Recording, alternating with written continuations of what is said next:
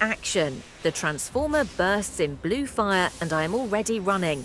"Clear the aisle! Kill coil 3! I shout as sparks lash the hall. The meter is pinned. Copper windings glow red.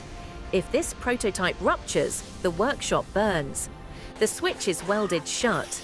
Dropping the feed would throw the surge back through the room, so I dump the excess into the test loads and grab the main lever. 2 turns left on my mark. An engineer seizes the compensator wheel. 1, 2, 3, I haul. He spins. Lamps flare white. A fuse snaps. The transformer bucks, screams, then falls to a vicious hum. The haul survives. Then I see the needle. Beneath the normal swing of alternating current, a finer pulse rides it. Regular, deliberate, wrong. I know that harmonic. I saw it in Egypt in 1799.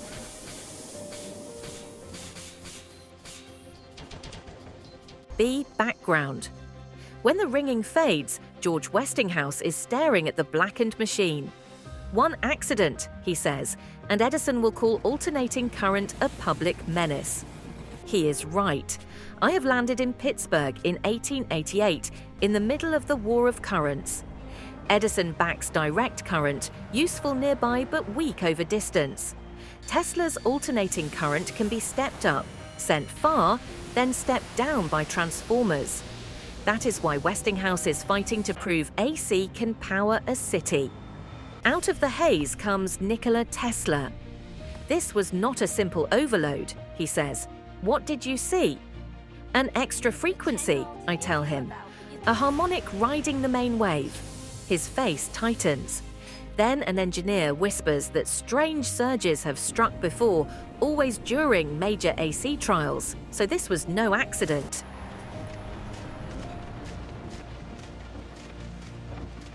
D. Development. Inside the charred transformer, I find proof.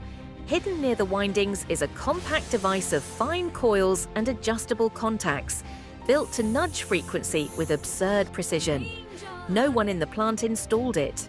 My notes from Egypt confirm my fear. The same energy signature is here. I improvise a detector and trace the pulse along Pittsburgh's AC lines. It is faint, but synchronized from station to station, as though the city is being tuned like one enormous instrument. Tesla meets me beside a quieter generator and explains resonance plainly. If many machines are forced into one rhythm, the whole network can behave as a single system. "One system," I say, "or one transmitter." He goes silent. By evening, in a dim substation, I glimpse the saboteur slipping into shadow. I do not catch him, but I find what he leaves behind. A severed copper coil, deliberately rewound. The spacing matches the celestial maps I recovered in the 16th century.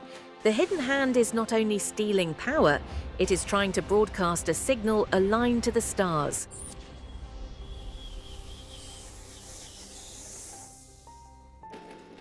See climax. That night I climb the catwalks above the main power station. Below me, generators roar. Ahead, the operative adjusts another tuning device. "Enough," I say. He reaches for the final contact, and I slam into him. We struggle against the rail while the machines thunder below. He spits out the truth. Tonight the city becomes an antenna. I remember Tesla's warning. Rhythm can be broken, so I throw one setting off phase, shove another beyond its sweet spot, and mistune the bank before the harmonic can lock. Every lamp flares, the wires outside sing. Then the false pattern collapses. The grid steadies. The city stays lit. The operative tears free and vanishes down the stairs.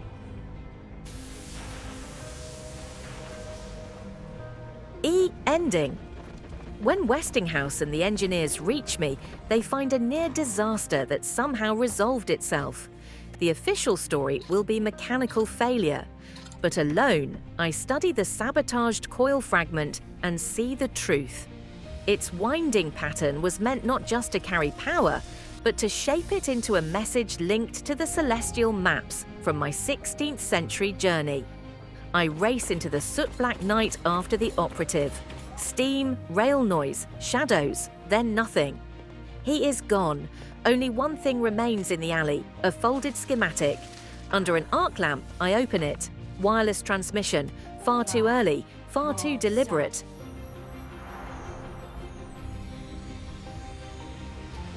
The war of currents was nearly twisted into a broadcast experiment, and the hidden hand has moved from power into radio. I pocket the schematic, close my hand around the copper fragment, and head for my next jump. Because the next trail leads not to brighter lights, but to invisible waves, and whatever is already waiting inside them.